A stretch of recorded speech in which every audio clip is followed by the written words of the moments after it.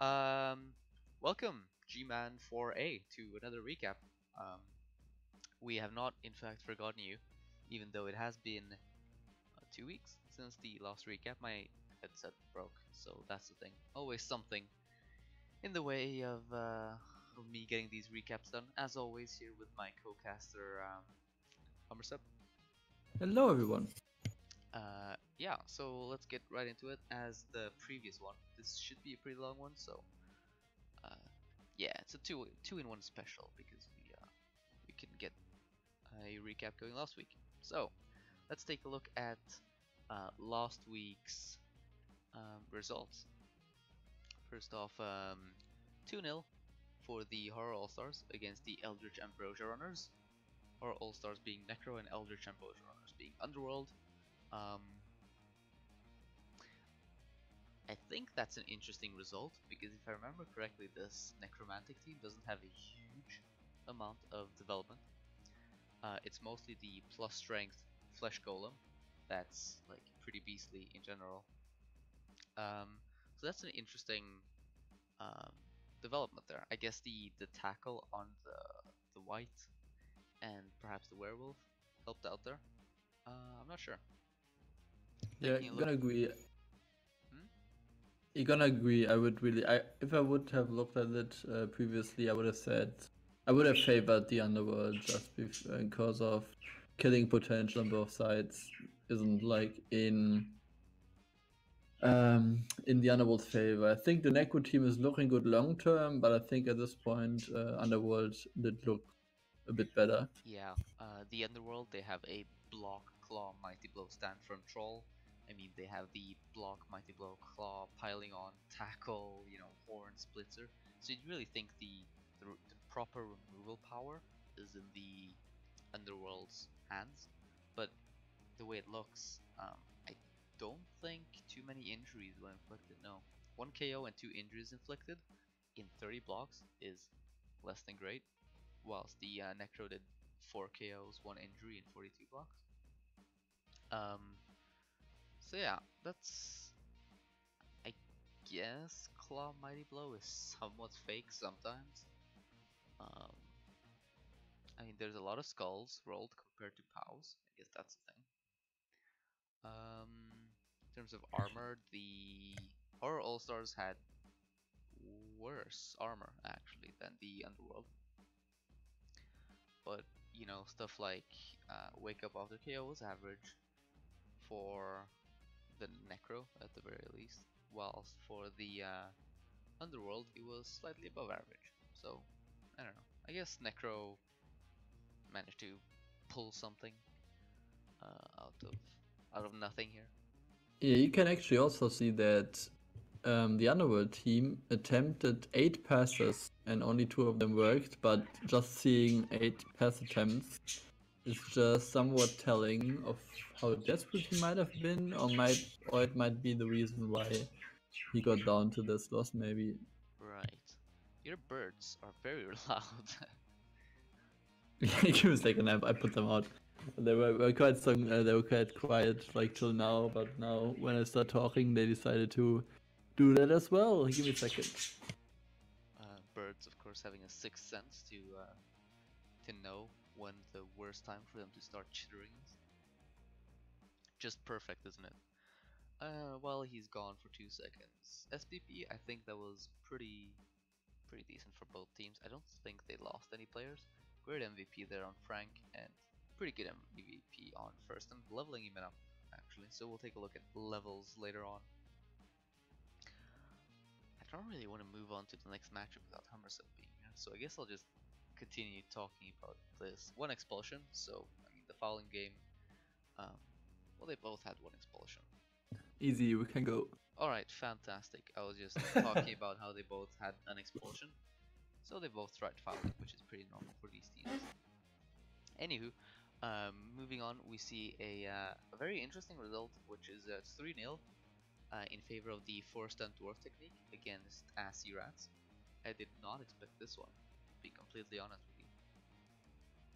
I mean, the ASCII Rats, they have, I mean, a crazy team. Well, 4 crazy players is basically the best way to describe that team. And I mean, losing 3-0 is sort of really surprising, isn't it? Oh god, the SPP. Yeah, I mean, also checking SPP, as you said, the Reds didn't get any SPP out of the game except the MVP, so there was literally nothing working for them. And like seeing that result, I would have expected the gutter runners to be missing or like getting an early injury, but that doesn't seem to be the case. He lost one, right? Yeah, He lost the retrieving player, if I like the blodge sidestep, and he did? Well, I'm not sure. Either way, the Dark Elves, they got 6 KOs, 1 injury, and 1 kill inflicted, versus the Rats only 3 KOs. And roughly the same blocks, I guess. AV7 isn't fake after all, but that's still somewhat surprising. Considering the ASCII Rats, they have a killer, which should in theory do work. Yeah, it's block, mighty blow, tackle, piling on, pro. But apparently it didn't, right? yeah, there was only one casualty, which was a death, but that's actually I think I'm interested in watching that replay because this doesn't seem Yeah, same. like this feels like it should have been way different on paper. Mm. I mean, not saying the Reds should have won, but not like by a 3-0 without getting pitch cleared or anything like that. Yeah, I'd agree with that. I mean, there's some like odd dice. For example, 42%, GFI rate for the Skaven is pretty bad. But I mean, the dodge is below average. But then again, maybe he did some, at G3 dodges, and at that point it starts evening out. I don't know. It was a weird one. That's true. I mean, he had a 33% catch rate, so it might be that he just attempted 2 handoffs, and both of them failed, and got like DS could grab the ball and just score on him. So it might be just the catches that failed him like twice, Yeah. I mean, which might have caused the turnover. And the Dark Elves had a wizard, so if that's true as well. If the Rats manage to, I don't know, snake the catch, that's already a turnover and almost a guaranteed score for the Dark Elves. And then the Wizard is another almost guaranteed, sack on the ball at the very least. I don't know. Definitely an interesting one. Yep. Now we have a tie between the Mazdamundis Heirs, which is the Lizards, versus Norfolk Cat number 1 with Horse Game. Yeah, but a high scoring tie. Yeah, pretty much. Oh wow, that's an MVP. Leveling up the Agi for Skink. That's a thing, to be sure. Mm-hmm. Yeah, I mean, I'm not sure. Skidder Step died. Who died? Skidder Step, the star player. Oh, best player to die. Let's be honest here. Good SVP for both players. Let's take a look at the statistics. Nothing too notable. Pretty average dodge there. Average GFI. I mean, I guess, when both teams do average, you get a tie basically. Oh, actually, the lightning bolt failed. Oh, that's right. So the wizard was wasted in this matchup. That's very unfortunate, isn't it? And then we see more bad passes. 33% pass ratio there. I guess Skaven don't do Agi plays anymore. How much shadowing worked? What is shadowing? Like once. Dwarf shadowing. Right. On Mazdamundis Heirs. So it's fun to see stuff like this. Dwarf shadowing. Yep. Well, that's when we're gone for like 2 weeks. It's kind of hard to remember the teams. So we'll get better at this part of the recap as we get into the things, get into the rhythm again to these recaps. Yeah, but the 2-2 between Skaven and Lizardman isn't actually that surprising because with Skinks and Gutter Runners, they are often quite high-scoring games. especially when you have that Agi Force. That's basically a slightly slow Guts Runner with stunty. Yeah, and if I see it correctly, there were no like serious injuries, so I think both were happy for getting some good amount of SPP. Yep. Anyways, another tie up is Essinge Howlers versus only Foals and Hobgoblins. The Orcs versus the Chorfs there. The Orcs getting a couple more armor breaks. This is the Chorf team with no huge amount of Claw Mighty Blow, is it not? Yeah, only one. Yep, only one Claw Mighty Blow and he doesn't have Piling on. And the ball carrying full center. Right. Well, usually Orcs don't do very well against Claw, so it's a good thing this Chorf team only had one of it. In terms of statistics, we see 1 KO and 5 injuries by the Orcs there, while it's basically the opposite by the Chorfs, which is slightly unfortunate. I guess maybe the Orcs were gunning for those Hobgoblins. Yeah, most of them, like only one injury was on a blocker, the rest was on Hobgoblins. Yeah. In terms of dice, I mean, you can't really tell how it went from dice because it's, you know, it's stuff like your own armor breaks too. 57% pickup is not great for the Orcs, but then again, it's Chorfs who can't really take advantage of stuff like failed pickups. Yeah, I think it was an like pretty average mid-TV AV9 matchup where like both teams did get some injuries, not too many, and they just go out in their drive and then like try to defend but didn't make it. So it's just the 1-1, like the usual 1-1 with nothing. I think too particular special happened then. No, I don't think so either. I think, although, did the Essinge Howlers, they had a wizard and they fireballed.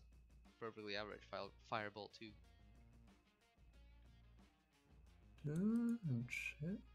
What can I see this in the die? It's in the only Foals and Hobgoblins part of the dice rolls. Ah, there we go. Yeah. Somewhat poor GFIs, but I'm guessing most of those were with bows. So in theory, you had sure feet to, you know, cancel out most of those failures. Yep. I mean, armor. But I think like nothing too special and an expected outcome if nothing crazy happens in terms of dice. Nagarythe Nightstalkers 3-1 versus BreakNec Rampage. I think this one is this interesting? Like, I barely remember what these teams. Oh Jesus, the SPP. Oh god. Wow. That is a bit of SPP. That is 10, 17, 21. 25. Jesus, 25 SPP. Yep, that is quite the haul there. Basically the dream for this Dark Elf team. Not only did he win, but he got a bunch of SPP out of it. So yeah, let's take a look at the dice here. Basically the exact same dice for both teams, which is not great for the Necro because they have Claw, so in theory they have, you know, better armor. Going for it 100%.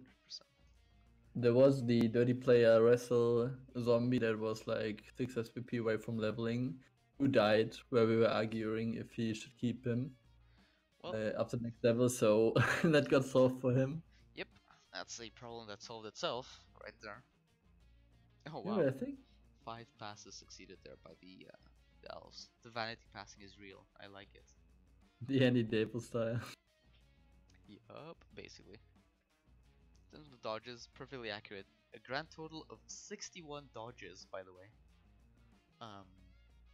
Seems like that's slightly above average. I usually don't see that many dodges. That's pretty interesting.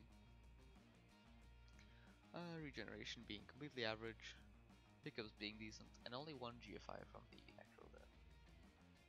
Yeah, I don't see anything that would directly indicate, you know, this is why the Dark Elves won so clearly, except, well, the injuries were sort of like good on both sides, with 1 KO, 3 injuries, 1 kill for the Dark Elves versus 5 KOs and 1 injury for the Necro.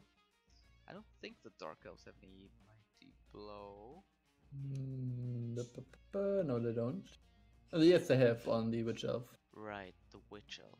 But I think like this matchup is pretty dependent on good positioning, and the Darkest might have gotten the edge there and out position, maybe like isolated the Flesh Golems or something like that, Right. and thus getting the advantage. I mean, the Dark Elves outguard the Necro, which is pretty fun. That might have been an interesting thing. So we do have the Dwarves winning 2-1 versus the poor Woodies with their semi-maimed team. There's the MVP for the ASCII 3. 19 armor breaks for the Dwarves versus 3 for the Wood Elves. Sort of expected, isn't it? Yeah, Although, it is. well, they had almost the exact same amount of blocks each. Although the Dwarves had 6 KOs and 3 injuries versus the nothing from the Wood Elves. Exactly like this stat might have been the reason why the Woodies lost, because they might have like tried to bash or brawl a bit too much and therefore like getting the back foot. It's possible, definitely. I mean, the Dwarves didn't even roll that many dice. Let's take a look at the armor for the Woodies. Slightly below average, but that's maybe because the Dwarves also had Mighty Blow. So yeah, that's... I mean, you don't often see Woodies going toe to toe in terms of blocks with Dwarves. I think it was a combination of heavy guard, having sure hands, so the strip ball war dancer couldn't do much, and the mighty blow war dancer that's usually pretty good doesn't help too much against a full AV9 or almost full AV9 team. Yeah. And also the Woodies having quite a lot of dodge, like 1, 2, 3, 4, 5, 6, 7, 8 dodge. Like, I think the Dwarves were pretty good, like equipped to deal with them. Yes. At this TV, I think if we were like 200 TV more or something like that, the Woodies might have had the tools to like out-elf them. Yep. And of course, there's some unfortunate dice. For example, 50-50 on the GFIs. I'm guessing a bunch of rerolls went towards that. Oh well, such is life, I guess, sometimes. Then last is Smart Model versus Hogwarts Exiles. This is the Chorus versus the Underworld. Now that's a surprising result. You don't expect that really to happen, do you?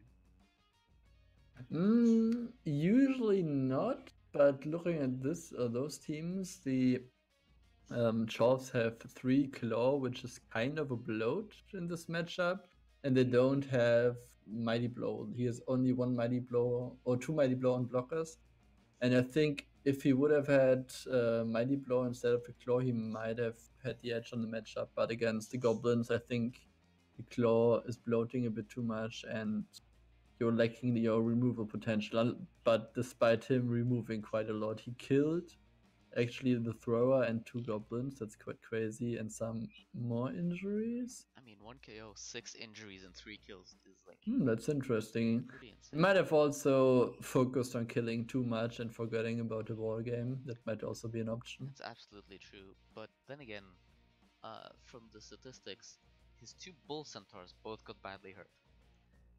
And the Underworld only have 1 claw, which is on the troll.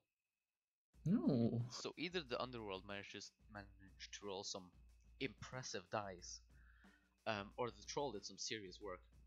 Yeah, that's true. I mean, it's not out of the question that he just hit those bull centaurs and badly hurt them. Last week in my div, a Dark Elf team manages to AV bust a Strength 5 bull centaur with an assassin. So that's the thing. That's unfortunate. Yeah, that was dead into armor break with the Apple. So yeah, I mean, it could be possible. That could be one of the ways he loses this. He loses basically all of his like real mobility with losing those bull centaurs. Yeah, and also just seeing this, Alda did level his edgy for sure hands Hobgoblin, which should be quite big. Interesting, and seeing later what he picked as a level, if he picked it already. Also interesting to note is that the fireball got 4 out of 4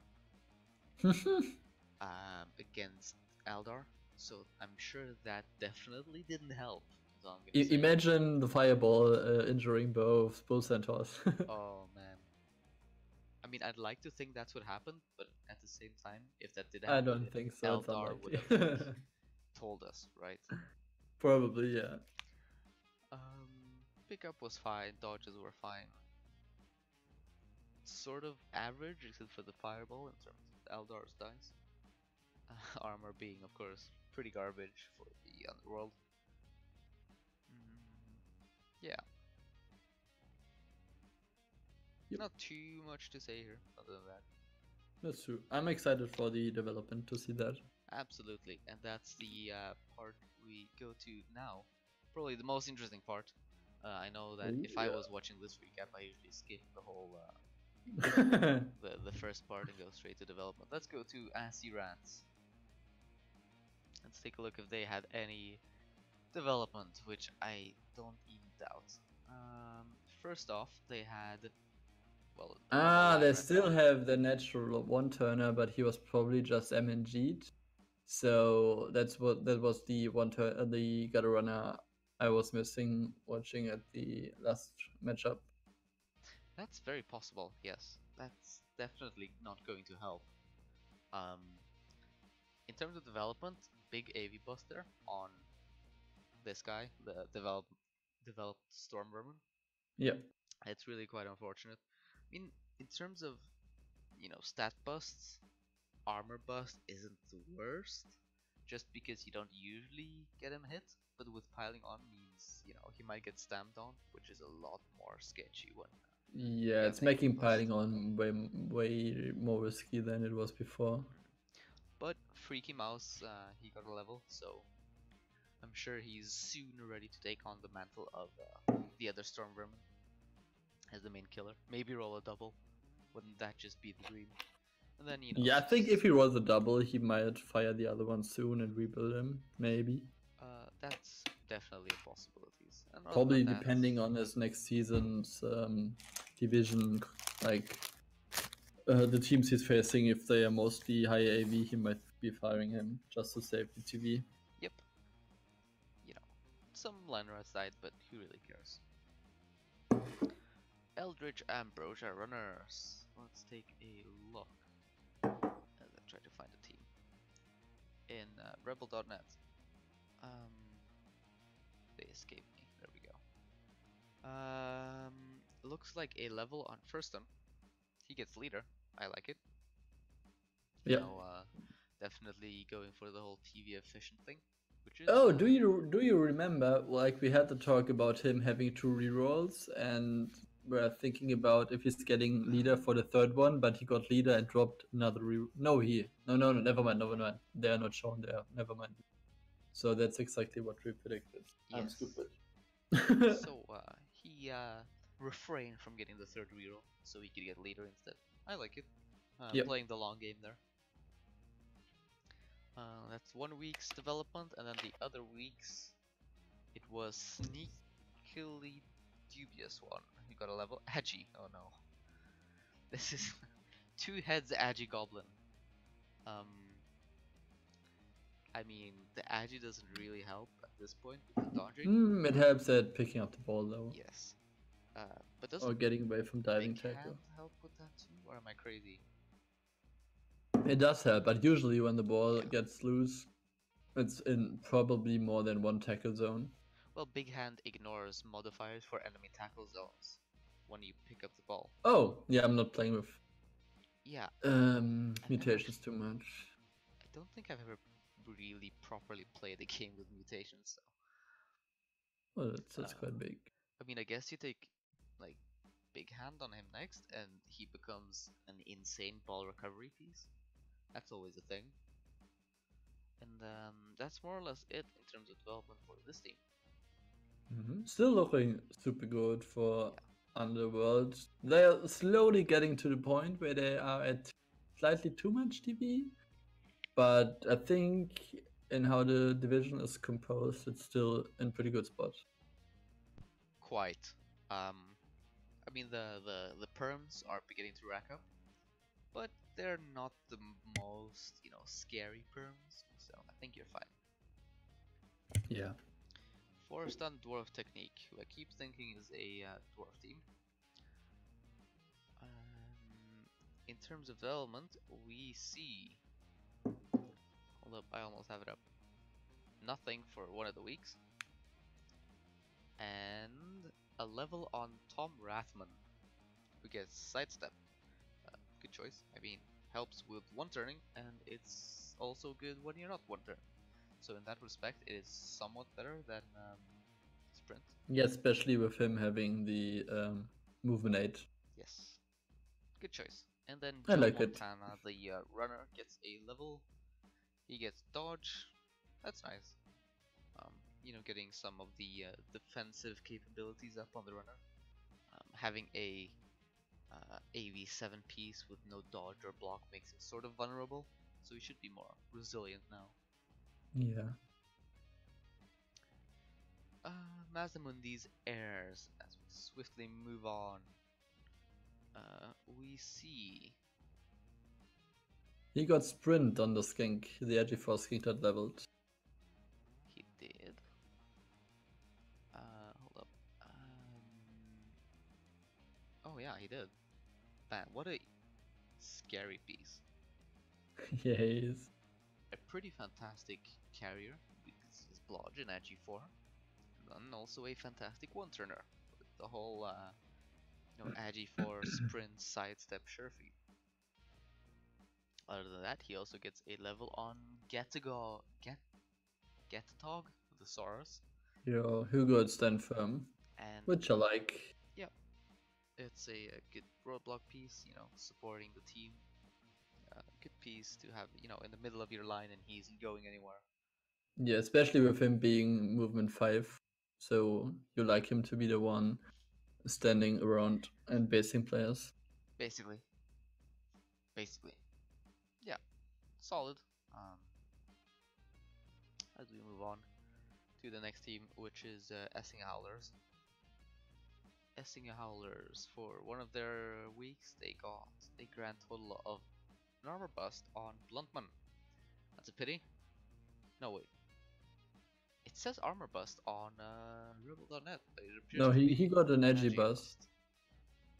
Oh yeah, edgy bust. I'm blind. Which is super unlike that's not what you want on the frenzy piece, your surfer, because with edgy 3 you can risk dodging out from someone to get a surfer on an important piece, but now he can be tagged by someone if you maybe end up in a bad spot with one of your players if you play against him.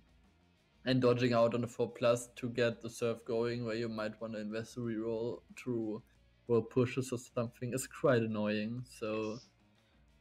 But all things considered, I guess it could be worse. Could be a movement down. Could be. Yeah, it could be worse for sure. And I wouldn't fire him at this point.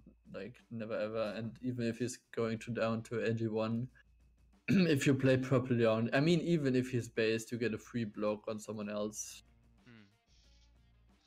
So yeah, that's a pity, but you don't really mind that too much. You're not going to be crying about that one. Yeah. In terms of the other weeks, whoops, I managed to accidentally click on something I shouldn't have. Hold up, that was against ASCII Rats. He got T-Bone a level. And a Black Orc, Henderson, got Agibust. I'm noticing a trend here. Actually, T-Bone got an Agi up. So, Nuffle takes and Nuffle gives. He takes the Agi from some players and puts it somewhere better. But it's actually like a decent Agi up, because for some reason he has the Agi4 accurate thrower, and now having an Agi4 piece to receive the ball with can like make some plays available you normally wouldn't have access to with orcs. Basically, it's interesting. Undoubtedly. I mean, Agi orcs aren't usually considered, super threatening, but he got the Agi ups in like pretty important places, so it's good. Good looking. Yeah, I like it. It's a solid team for like relatively the TV is at. I mean, 1650 for this team is actually like pretty good. Yeah, that's true, and that's also, I mean, the problem is his Black Black Orcs Orcs, are yeah. pretty underdeveloped, which might hurt him in the long run. It's Mm. fine for now, but I think if he's getting higher TV, he will really lack the strength he needs to fight other bash teams. Quite right, I think. Yeah. Nagarythe Nightstalkers, this is Fox and his Dark Elves. We see, they tried to find their page on REBBL.net because I'm bad at preparing beforehand. Elilath. What's with the names, dude? Russell. I Yep. like it. Getting, he has one Witch Elf, which is a skeleton, and he has one which is his sacker at this point. Get her strip ball, tackle, leap. Life is good. Yeah, that's nice. Suffering got an MNG, which is somewhat unfortunate because that's one of his. I mean, I wanted to say better pieces, but it's a pretty average piece. Yeah, it's one of his average pieces, and he's not like lacking too much except for the block maybe, and like just being a reliable piece all around. Yep. But it's not like super heartbreaking missing for the next match. Nope. And who knows? Maybe the being 160 TV down because of the MNG might give him a wizard. Although, yeah. Sadly, the Punisher died. The Blodgestep lineman. He was a good lineman. I think he's sad to see him go. And the Executioner got a level. Who got guard, which is huge. This team has 3 guard. Hello? Yeah, this is starting to look good. Yes. I mean, it was looking good before, but it's looking even better now. Yeah. Above the, Blodgestep lino, but at this point, I think you might actually want. I think Blodgestep lino, you trade that for guard on one of your linemen because guard is yeah. Long term, you do. And then Whisper got a level. That's a wrestle lineman. He got dodge. Nice. Oh, wait, what? Oh, I just noticed his witch elf died. Elila. That's the second Alila. The So Alila had she wrestle died tackle. like game 1 and got another one that just leveled after 1 game. Yes. I see. So building her up again. He's like pretty good underwear. Getting wrestle after like 1 game is pretty good. Yeah, but that's actually then quite good for him, leveling her in the first game already. So she's immediately being useful again. Basically. Then we have Heavy Hitters version 2.0 up there in TV compared to most other teams. Latest week, he got a level on Iraq Strength. You kidding me? It's the division. More strength? I guess it comes with the division, right? It's that was interesting. Strength will be pretty huge. Get him like guard, stand firm, and life is but a dream. This team is just keep on developing, keep on looking good. Yeah. I think at this point you might want to think about he has 180k developing a second runner, because when your runner dies you are quite in a bad spot, and I know many people play with 2 runners just for the movement 6. So that might be an option. Not saying you should too, because I'm not like this too experienced coach of dwarves, but I think this is the point where you think about it, because you don't want to risk losing this one you got and then like having a long run to get the skills again you need. Especially when you have 180k in the bank. Yeah. Definitely something to consider, I think. Although it will bloat up the TV even more. Yeah, that's true. But I think at this point you're giving a wizard away each game anyways. So basically. That might make it easier to decide.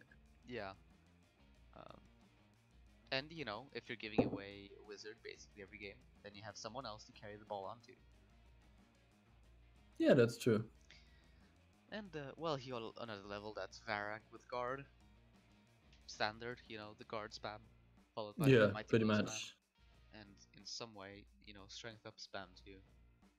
It's also nice to see him being disciplined enough to get guard instead of mighty blow, which might be actually also valuable on him because I think he got an MVP because he is at 12 SPP already. So he only would have needed 2 injuries for the next level. But anyhow, it's like at this point, each additional guard is worth so much. Yes. Though it did already have like 6 guard, which is a huge amount, so Mighty Blow could have been fine, but not a huge deal. Not a huge deal. I like the choice, all in all. Yep, indeed. Smart Models Eldar, also up there in TV. Mostly because he has like 60k banked. Yeah, and he got block on his G4 Hobgoblin. Right. He got block on his G4, which is, nice. There's not too many, levels you want for a carrier Hobgoblin, on normals at least, because you only have general access, so... Oh, I feel a sneeze coming, hold up. And it's gone. That was unsatisfying. Anyways, his blocker, Tyra Tolstoy, gets a level. While I check my recording is still going on. Yes, he got padding on. Very nice. I mean, more death, I guess. Now he has Claw, Mighty Blow, and Piling On. So this team's destructive capabilities amplified once again. Yep, indeed. This team is just... If you would like to build your own 1800 TV Chaos Dwarf teams, there's not much you would like change. Yep. I mean, of course, you would have wanted Claw on a Mighty Blow piece, but you have 1 Hobgoblin as a carrier, 1 dirty player, the rest is at 0 SPP, which is like exactly what you want. You have 3 Claw and you have 1 Tackle Mighty Blow Bull and 1 Frenzy Break Tackle Bull. So you literally have everything you want. I like this team a lot.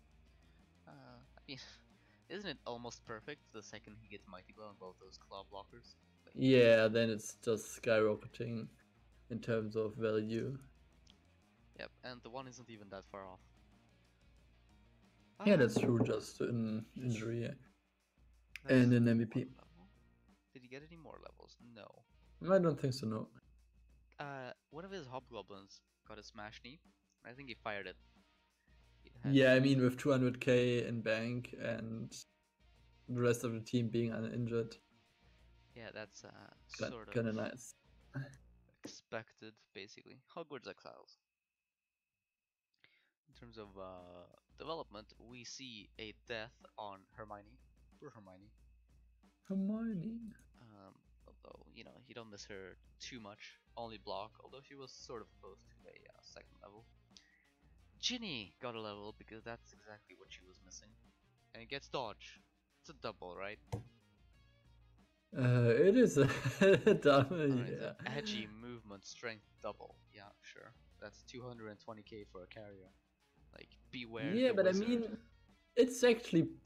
Getting dodge is actually pretty good. I think he's praying for block next because he doesn't want to think about spending more doubles or stats or anything like this. You don't take any more doubles, do you? Probably not. Because like getting block is just too good. You might go if you want to going strong arm, but no, because then you have to take accurate too, and then you have no block. Yeah, that's true. He's a G4. Never mind. But I think he wants to go block anyways, except if he's rolling another edgy or strength or movement up.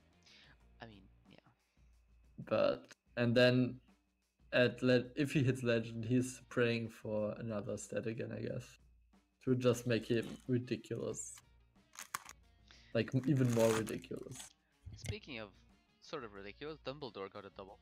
He gets Strip Ball, so that's a 2-head Strip Ball goblin, which is frightening for anyone without sure hands, because he just, 2 pluses into your cage and then -2 dice and basically strips your ball off.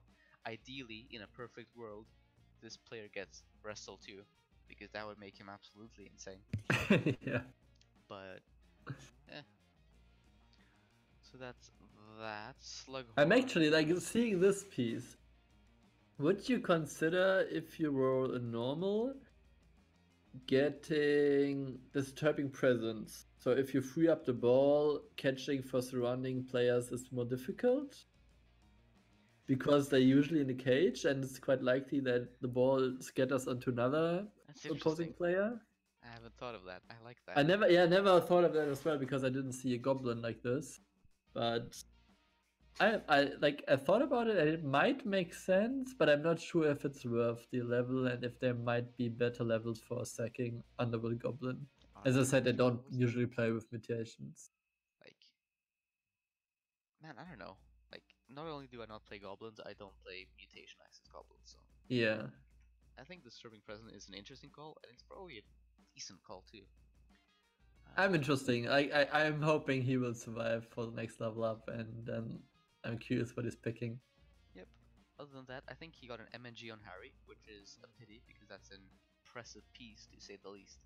So his next opponent will be happy to see that. And his 2 heads and his horns goblins got killed.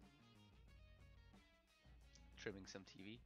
Although yeah, that's like I think might go in his favor actually, because I know from MB who's playing now Clan League and playing Underworld, the amount of TV he's at, he's pretty comfortable with, and that's where he wants to stay. And the rest of the team is looking pretty good, so you are actually very often happy about losing or getting rid of some skilled goblins.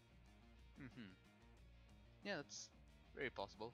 I mean, with Harry coming back online, he's at like what, 15-30 TV for this team is actually pretty good. Yeah, that's true.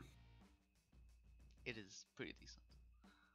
It means he's rarely giving up a wizard, I think, which means that his insane thrower isn't at too much risk and he can carry freely on it.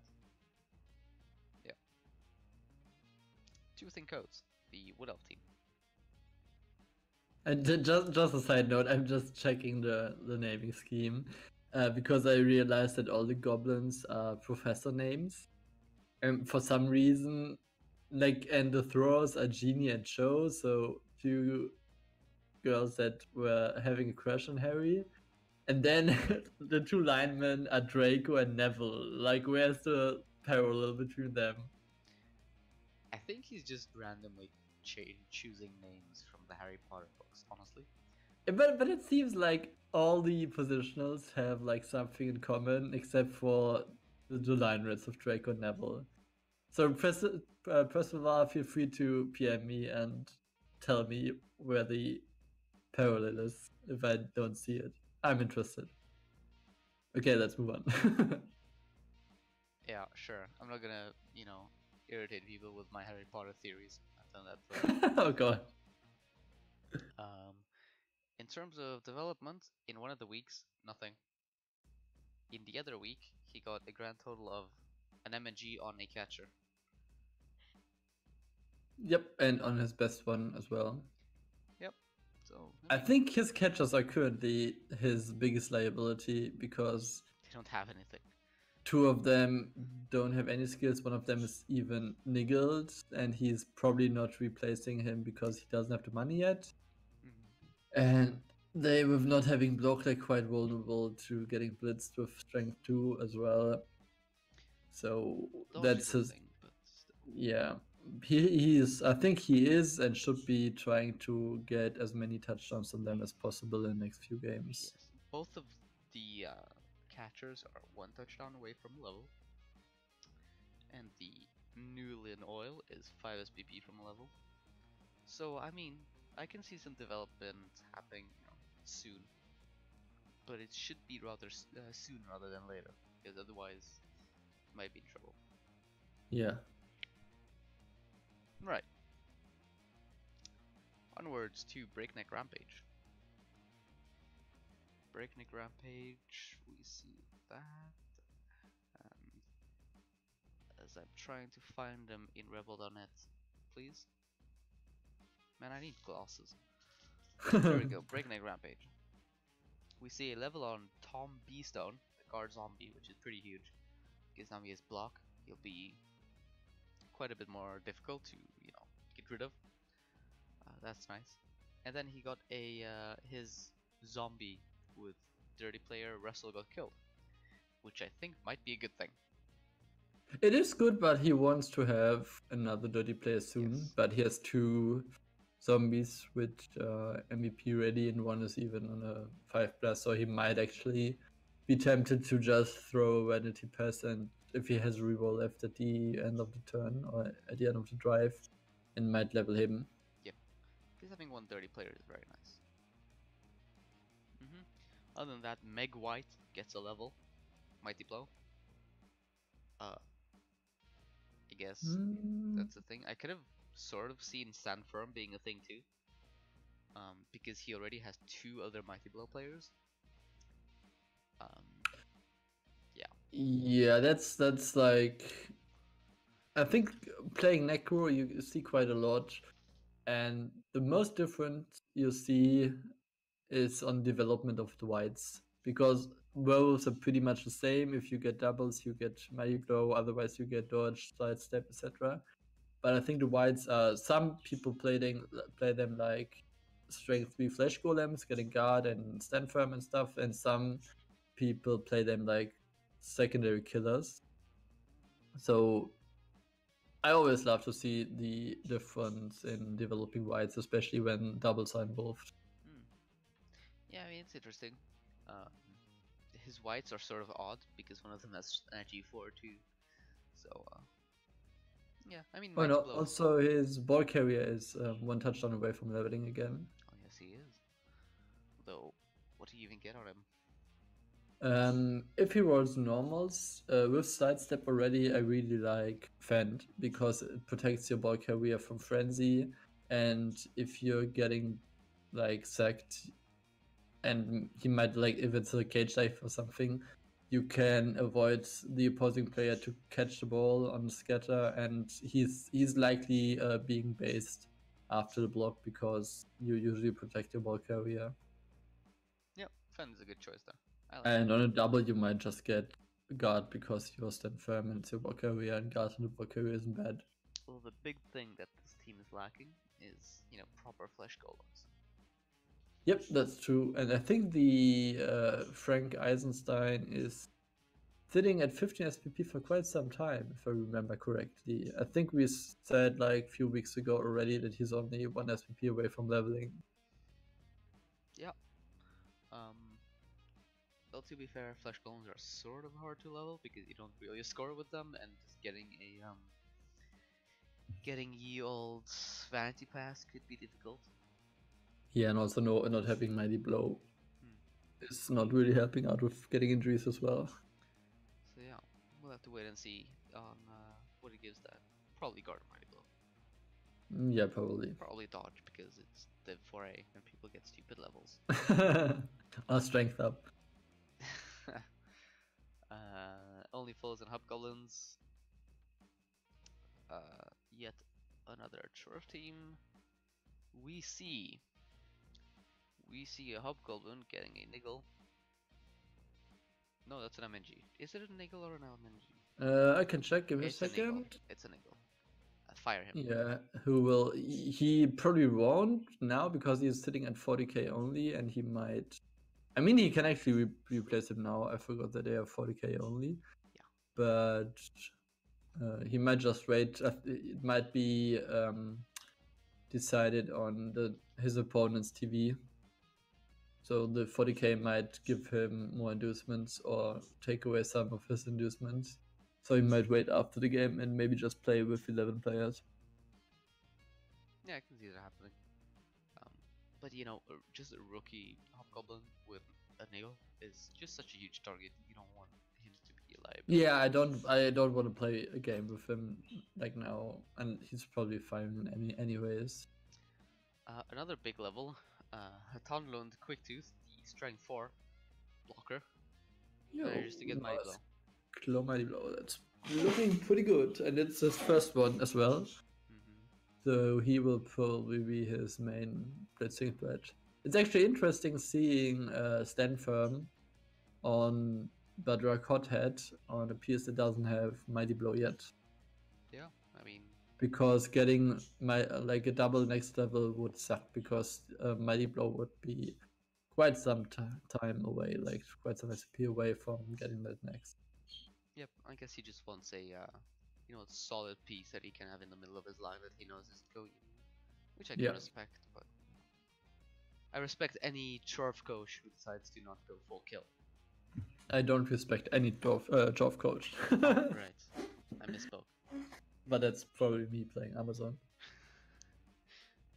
The two most hated teams probably going at each other. Not playing Amazon for much longer, are you?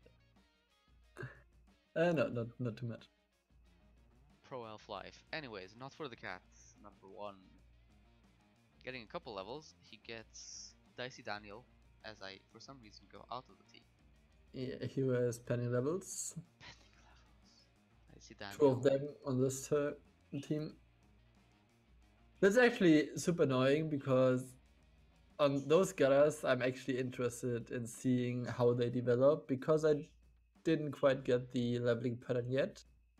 So I'm really curious on what I can expect here. Well, on permanent disabled Doug, I think we're gonna expect tackle or strip ball. I think that's safe to assume. Yeah, both is missing on the team currently. What is missing? Yeah. Both of them. He has no tackle and no strip ball on the team yet. Yep. I would prefer strip ball because, That strip ball. depends, right? Because I think the reason he's waited for these levels is because he's looking at his the teams he's playing the next couple of weeks, seeing if they have sure hands or not. If they don't, well, then strip ball is the obvious option. Yeah, but he can see that now already. Like, he can see this next all the rest of his matchups already. He might just be undecided. He might also be just doubles, and which would make it really awkward, because he really wants strip ball or tackle, and doubles might mess it up. And so if he gets doubles, do you go 2 heads or very long legs? I think especially with having horns, he's the one doing. I think on both, actually, getting 2 heads is the best one, just for one turning on Dicey Daniel and easier cage diving on Disabled Duck. Well, in terms of cage diving, very long legs into leap offers a 2+ cage dive, which you'll never achieve with only 2 heads. This is true. Because, like, if you get leap and then very long legs, it's a 2+ into any cage, whilst if you have 2 heads, it's a 4+ into a normal cage. Yeah, but like having 2 heads always leaves up the option of grabbing the ball after popping it and run out as well. That's true. But yeah, I like getting leap as well. So 2 heads and leap, long legs and leap. And I don't even know what you take on Dicey Daniel. I mean, he's probably, as he's built now, he's your 1-turner, so maybe just sprint if it's normal, and 2 heads if it's a double. Pretty sure. I can absolutely see that being a thing. Other than that, value gets kick. I like that. I like kick. I think it's especially on Skaven. And then Gutting Gary gets a level 2. He gets wrestle. What? I guess what? What? He has 3 wrestle Skaven. I guess he's really going all in on the Sacker thing. Yeah, I don't. As I said, I don't get this Gatorana development, but that's why I'm so curious and seeing how they go. He gave Gutting Gary wrestle and 2 heads and dauntless. He therefore has 1, 2 heads piece if he needs to do the dodge play. And now he's gonna take the very long legs leap piece in case he needs to do the leap. It's 1 Skaven for every situation. 1 second Skaven for every situation. Exactly. Lie Down Larry, which is an Agi 4 wrestle lineman, is missing here because I think he took a bad damage back at the very least. Well, he's not here, so he's gone. Yeah. Which, I mean, I think is fine. Yeah, you don't miss him too much, especially with all the wrestle gut runners. This team has a lot of wrestle. Interesting team. We'll be Yeah, curious to see what indeed. happens. Yeah, And same on here. lastly, we have Horror All-Stars. Horror All-Stars. Let's take a look at the levels. Got a tie and a win in the last 2 weeks. First off, Max Katie gets a level. For Block. block. Yep. That's a carrier What? now. Which Did shadowing? Tom Rover always had shadowing? Hold up. I don't think. No, he did not. He just got it. Okay, that's interesting. What? So, alright. Tom Brother is obviously his sacker. Who gives their sacker strip ball block shadowing?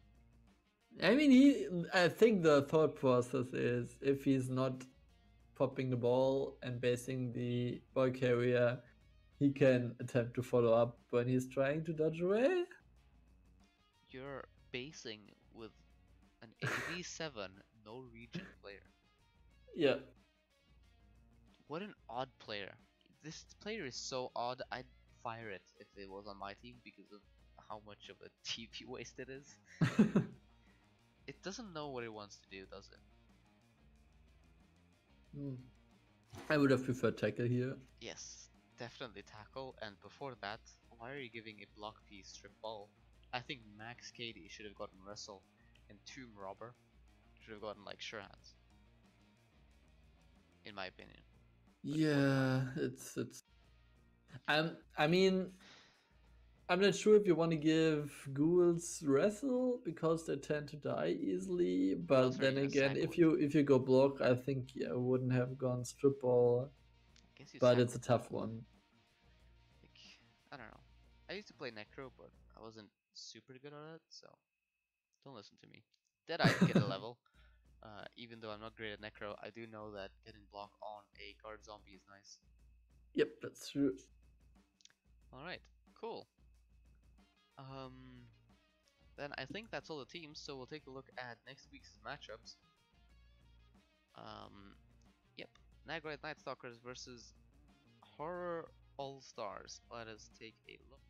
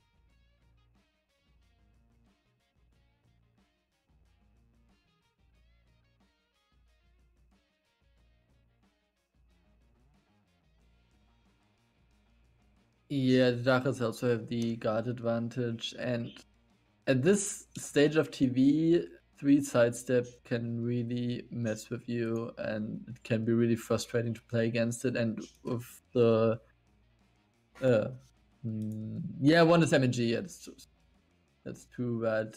Even 2 sidestep can be really annoying, and with being outguarded and the flash golems don't have like enough important skills, the strength 5 doesn't really matter in this matchup because Darkers are just dodging away anyways. So I think I'm favoring the Darkers as well, and it should like be quite in their favor.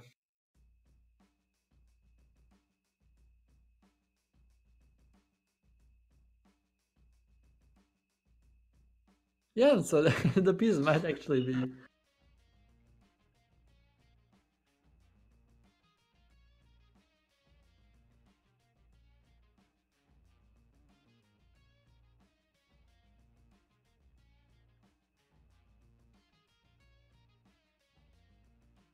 Yeah, as I said, I'm seeing the Dark Elves favored quite a bit.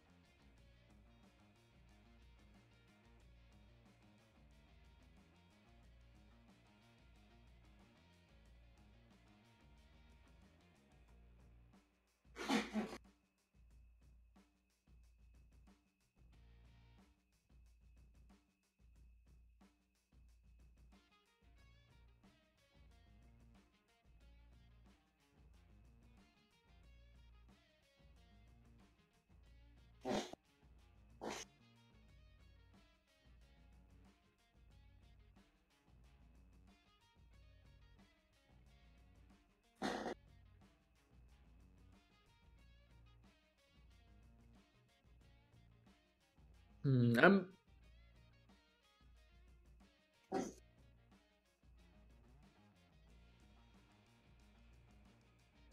Yeah, I think the dwarves are actually quite favored here because usually orcs, like if both teams would be high TV, orcs usually are favored because of the strength advantage. But with 3 strength up on the dwarves, they're actually only down by 1 strength, and they outguard the orcs by quite a lot. And he has 2 black orcs without even blocks, so rolling repeated blocks, like repeated 1 and 9s, is quite risky. So I think unless the orcs are making ridiculous passing plays with the AG4 players, I think the dwarves are actually quite favored, not just by a little bit.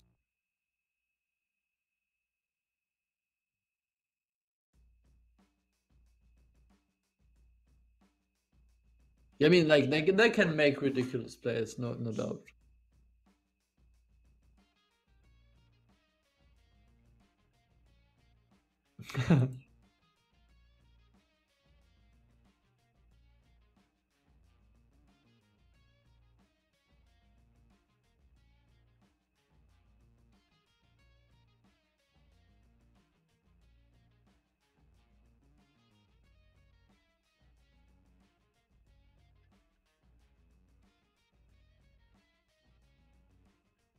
And they will get a wizard as well, most likely.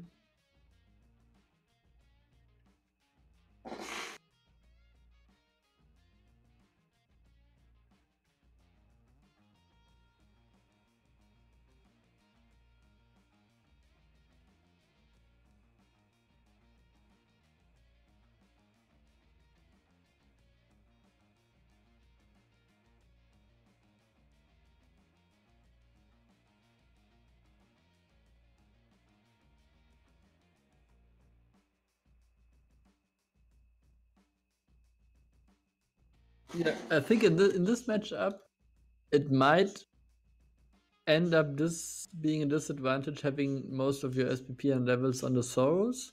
Because I think if Alda can remove 1 or 2 Sorrows pretty early, like the first 4 turns, it can snowball. But if he doesn't get the removals, I actually see fairly good chances for the Lizards using the Edgy Force King and the Wizard to win this game.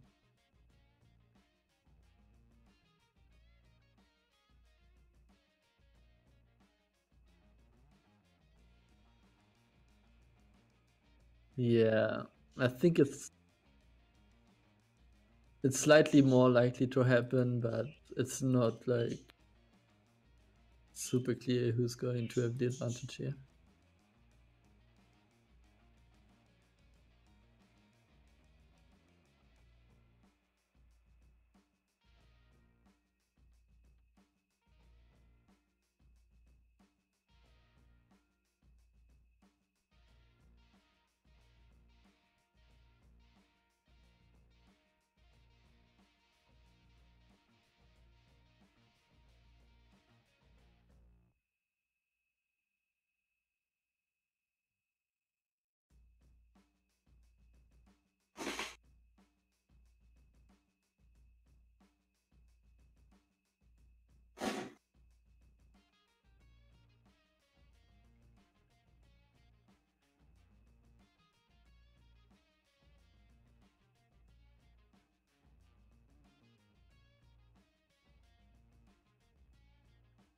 Yeah, but also they don't have Sure Hands versus the Stripper Goblin, which might come in handy.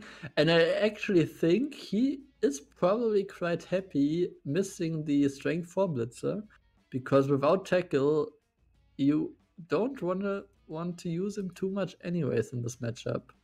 And Dark Elves are mainly AV8, so you do want to use the Claw, actually. So I think he's actually quite happy in reducing his TV by this player. And then maybe getting, I think his actual TV, next TV, 10. He will get quite a lot of inducements, which might be a wizard and some bribes or something. So I think he's quite happy about it.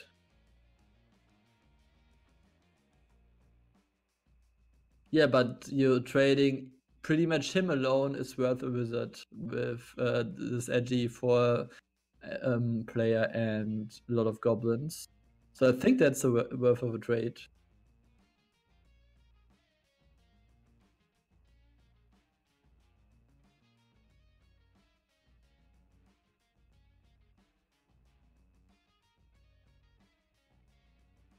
And now imagine him having Disturbing Presence, even countering a bit the dump off.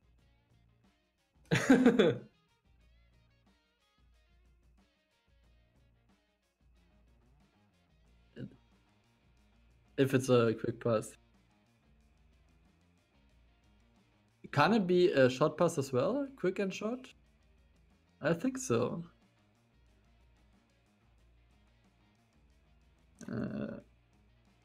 Okay.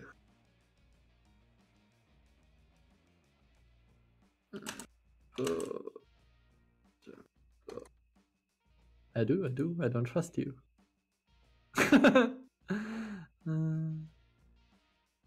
A quick pass, yeah, that's true. Wow, I'm stupid.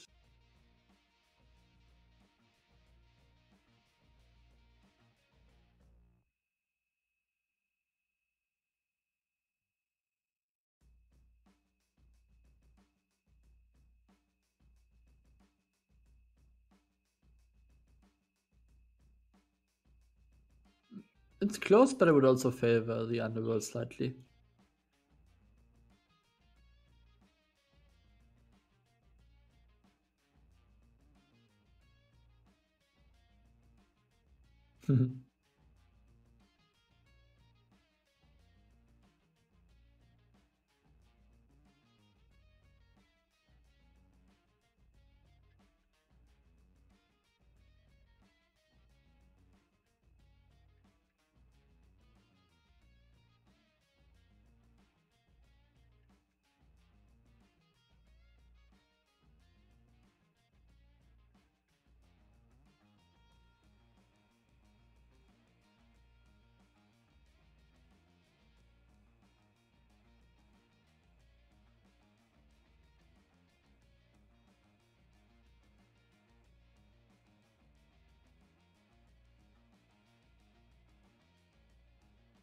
Widget roll might be winning due to Claw Mighty Blow.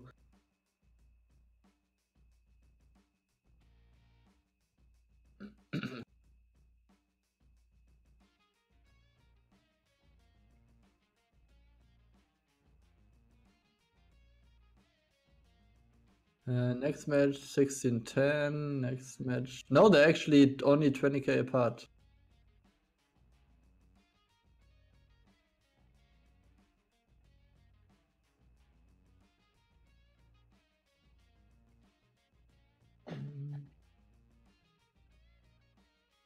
Yeah, same, because both blitzers have claw, tackle and mighty blow, like all they need.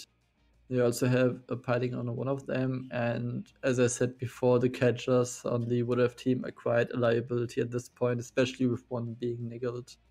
It will be tough for him. I don't see him having like an easy game, but on the other hand, his War Dancer with Mighty Blow and Tackle could just have a field day and removing one player per blitz each turn, which is quite possible against Underworld. But overall, I think they are favored.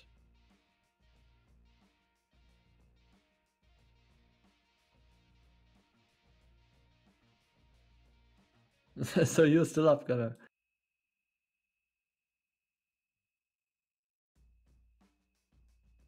think I lost my recapper.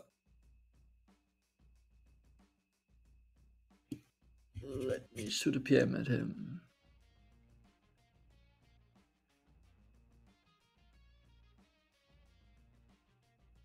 Yeah, now I can hear you again. What happened? That's weird. Yeah, I can hear you.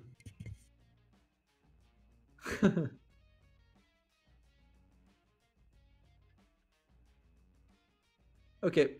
Yep.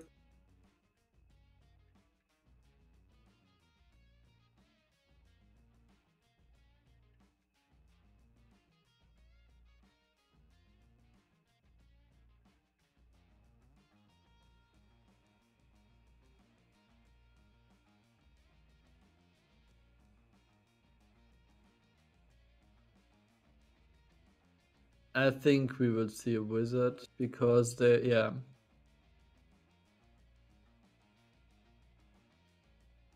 I can't help myself and watching this Skaven team and pretty much always thinking they're favored because of those just stupid gutter runners.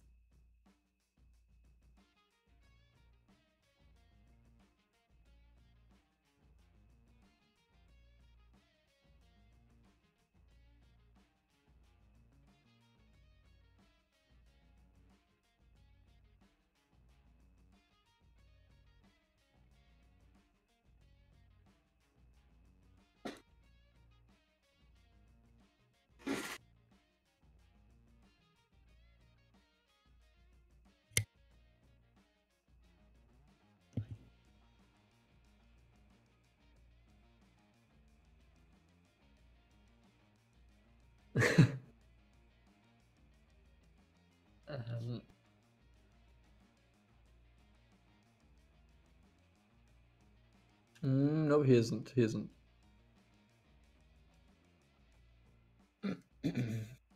I would favor the Skaven as well, but I think there's quite some chances for the Underworld because they have a movement 9 wolf who can keep up with the gutter runners in terms of movement. They have a strength 4 mighty blow and another tackle mighty blow, so they can get removals, and it's not like super unlikely for them to get ahead in this, but with getting the wizard and the natural one turner, I don't see them. I see them favored for sure.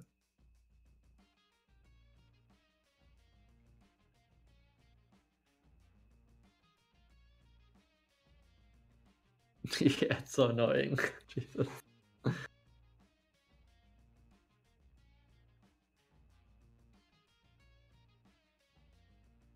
Yeah, most of the time, is just get a somewhat decent.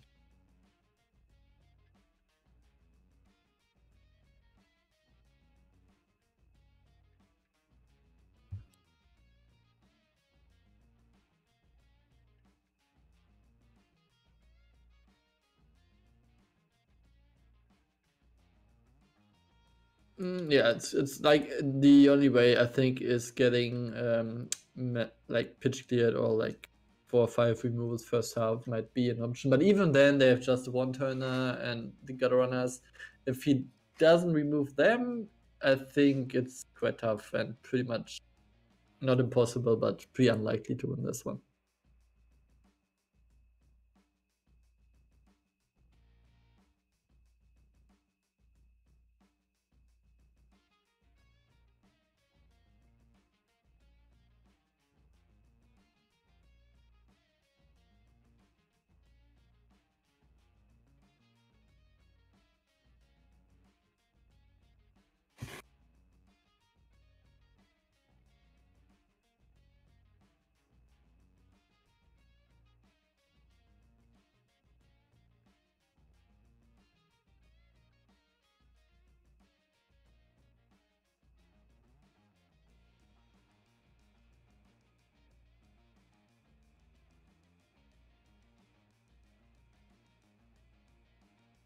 Yeah, especially with the Charles carrying on the Bull Centaur, if he's getting ball in his hands, so sure hands, being strength 4 and being in cage, Oh, sorry, I'm running around to get used to having my wireless headset.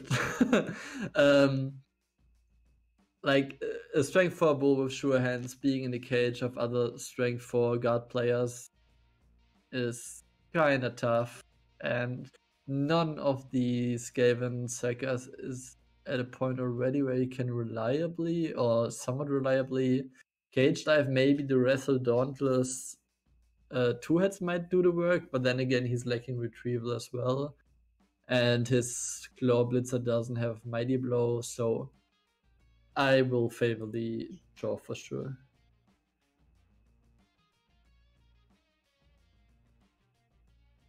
That is the predictions out of the way. Do we want to take a quick look at the leaderboards before we end this? Okay. Lizardman at the top, although it is a very close situation. I think a lot of teams are still in contention to win this thing. I mean, in terms of like the top 5 players are within 2 points of each other, which is pretty crazy actually. Hold up, I think we need to refresh because someone played their. Now, never mind. REBBL don't No, show there's no something. gameplay. No. Yeah, I mean Lizardman on top with the 3-2 record is pretty good. They have a solid team. I think they're in a good spot. They have some pretty decent Saurus, even though some of them are busted. But you know they have that crazy. Yeah, but nothing too like huge. I think the most surprising thing, but also not so surprising thing, is being only Foals and Hobgoblins on 14. Yeah. But they are more looking like, I think he should focus on developing, because this team will be super scary in 1 or 2 seasons. It's ridiculous. But he's having a hard time now, of course, with lacking Mighty Blow and Claw, but the Strength 4 will make up for it in 1 or 2 seasons. I would agree. Also, somewhat surprising is Underworld, 2nd place / 1st place. It's the same amount of. Yeah, I mean it's a solid team, but I didn't think it could really compete with the other teams around. Yes, they have an insane carrier. Yes, they have a great troll, but other than that, and their 2 blitzers, which are both pretty good, they don't really have anything going for them. I think what they have going for them is the low amount of TV, and them being able to play with inducements might do the trick for them. Although, well, they're not even that low in TV. They're 1530, which is round about average. That's true. But I think that like currently there's at 30-70, and Underworld tend to have like MNGs like each game, so they're probably like down 1 or 2 players every week anyways. Right. Yeah.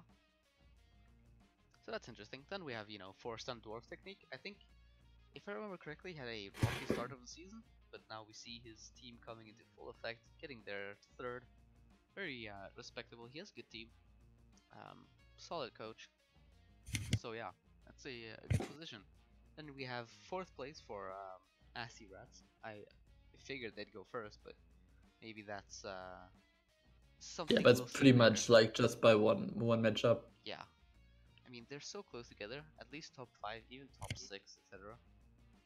That one game is basically, you know, all it takes. Yeah.